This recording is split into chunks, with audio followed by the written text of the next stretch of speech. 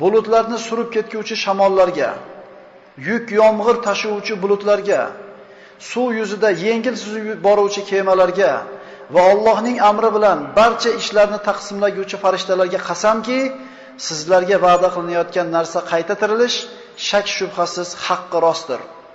Va albatta qiyomat kunida hisob-kitob qilingandan keyin jazo mukofot voqe bo'lguchidir. Qiyomat haq, Alloh subhanahu va taolo bunga haqligiga va'da bergan, qasam ichgan, Alloh ta'til qilgan kunda bo'ladi. Vat-tur va kitabim mastur fi raqqin manshur val baytil ma'mur was-saqfil marfu' val bahril masjur inna azaba robbika lawaqi' ma lahu min dafi'. Tur tog'iga, ochiq sahifaga yozilgan kitob Qur'onga, Baytul Ma'murga, baland ko'tarilgan tomga, osmonga va to'lib toshigan dengizga qasamki, Parvardigoringizning azobi shak shubhasiz voqe bo'lguchidir. Uning uchun biron daf qiluvchi yo'q, to'siq yo'qdir. Kofirlar qiyomatni borligini inkor qilishdi. Qiyomatni borligiga iymon keltirishmadi. Alloh subhanahu va taolo ularga shunday javob berdi.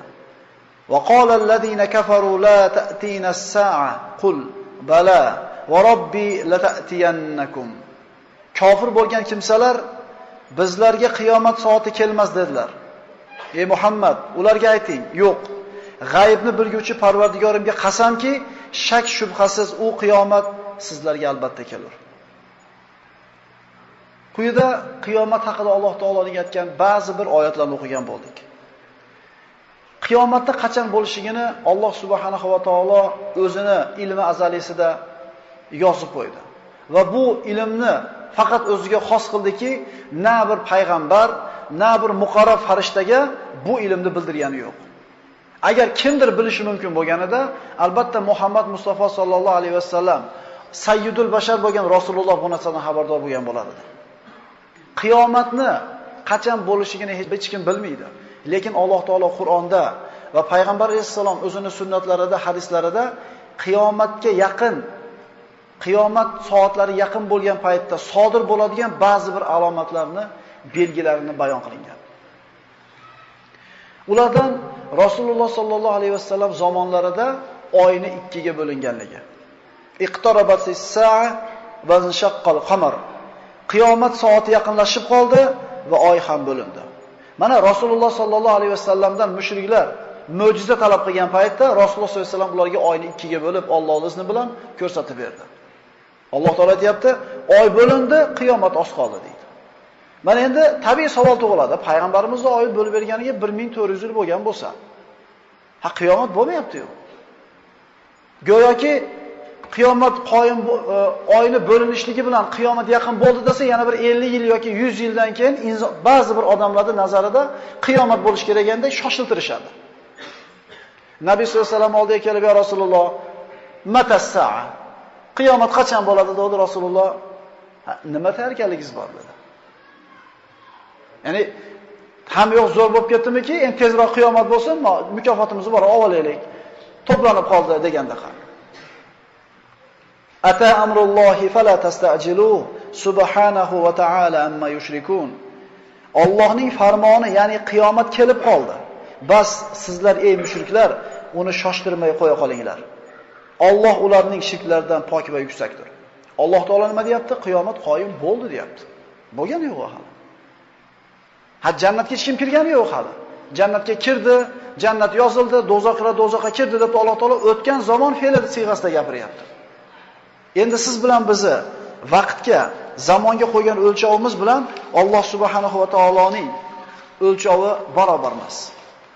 Innahum yarawnahu ba'ida va narahu qariba. Chunki ular u kunni uzoqda bilurlar, biz esa uni yaqinligini bilurmiz.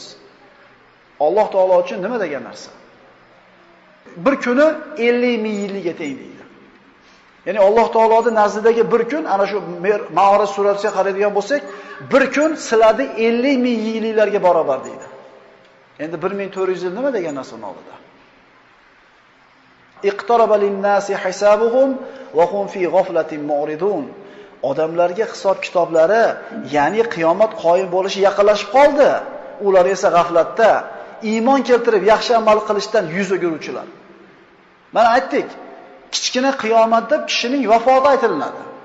Har bitta odamni vafoti kelishligi, ajali kelib, joni chiqib ketishligi bilan uni qiyomati qoyim bo'ldi.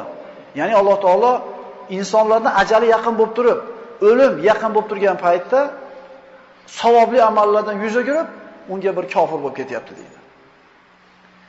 Quyida mana oyatlarda o'qidik, endi payg'ambarimiz sollallohu alayhi vasallam aytgan hadislarga quloq solamiz. Rasululloh sollallohu alayhi vasallamdan quyidagi hadis keltiriladi Buxoriy va Muslimdan. Hadislar Buxoriy, Muslimdan birodarlar. Zaif hadis yo'q bu yerda. Sizlardan avvalgi o'tgan ummatlarni yashab o'tkazgan vaqtlari bilan sizlarning yashaydigan vaqtingizning misoli xuddi kunning asr bilan shom orasidagi vaqtiga o'xshaydi. Sharhlaymiz endi. Bir kunni 24 soat desiz, shu 24 soatning ichida asr bilan shomning o'rtasidagi vaqt 2 soat. Ya'ni 24 soatda 2 soat ila qolgan degani.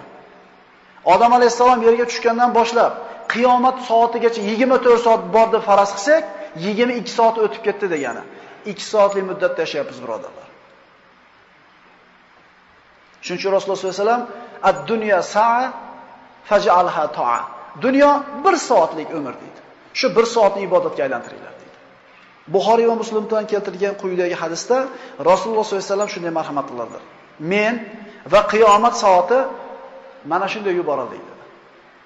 Sizlar bir-biriga barmoqni yopishib turganiga qaramanglar, birini ikkinchisidan uzunligiga qaranglar. Mufassirlar mana shu hadisda sharhlab aytadiki, insoniyatda yashash muddati mana shu o'rta barmoqning uzunligichalik bo'lsa, ko'rsatkich barmoqning uzunligichalik vaqt tugadi. Mana shu oshib qolgan vaqtchalik joy qoldi deydi. Ko'rsatkich barmoqdan o'rta barmoq qancha oshib turgan bo'lsa, insoniyatda muazzam hayotining mana shu qismi tugadi, ozginasi qoldi degan. Agar mulohaza qiladigan bo'lsak, birodarlar, juda ham oz qoldi. Juda ham oz qoldi. Kofirlardan ham, musulmonlardan ham, musulmonlarda hatto ba'zi olimlari ana shu islomning boshida qiyomatni vaqtini belgilamoqchi bo'lganlar bo'ldi. Ba'zilar aytishdi 500 yildan keyin qiyomat bo'ladi deydi. 500 yil o'tdi, qarab turishdi, qiyomat bo'lmadi. 700 yil deb ko'rishdi keyin, 700 yil ham o'tdi, qiyomat bo'lmadi. 1000 yil deb ko'rishdi, bo'lmadi. 1700 yil deydi, bo'lmadi. Bo'lmaydi. Ular aytgan muddatda bo'lmaydi. Chunki Alloh subhanahu va taolo o'zini huzurida olib qolgan 5 ta g'ayb ilmda bittasi qiyomatni qachon bo'lishiga. Televizorda ko'rgan bo'lsanglar, bir ikki oy bo'lib qoldi, Rossiyaning qaysi bir shaharida qandaydir bir sektani vakillari yerga taykirib ketishdi.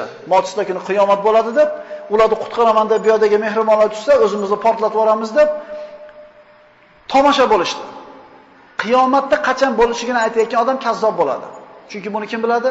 Alloh subhanahu va taolo o'zi biladi. Buning ilmi faqat Alloh taoloning o'ziga ma'lum. Alloh taolo Muhammad alayhisalomga quyidagi oyatlardan xitob qiladi. Astagfiru billah. Yas'alunaka 'anis-sa'a ayyana mursaha fima anta min dhikraha ila robbika muntahaha innama anta munziru man yakhshaha ka'annahum yawma yarawnaha lam yalbathu illa 'ashiyatan aw duhaha. Ey Muhammad, mushriklar sizdan o'sha qiyomat soatini qachon voqea bo'lishi haqida so'raydilar. Siz qayerdasiz-u? Ya'ni qiyomat qachon bo'lishini bilish, zikr qilish, eslash qayerda? Ya'ni siz hech qachon u kunni vaqtini aytib bera olmaysiz. Uni bilish yolg'iz Parvardigoringizga borib to'xtar. Siz faqat o'sha qiyomatdan qo'rqadigan kishilarni ogohlantiruvchisiz xolos. Ammo u kunni qachon voqea bo'lishini aytib berish sizning vazifangiz emas. Inshaalloh darsimizning davomini ertaga davom etkazgan bo'lamiz. Aqulu qawli hada va astagfirulloh va lakum. Assalomu alaykum va rahmatullohi va barakatuh.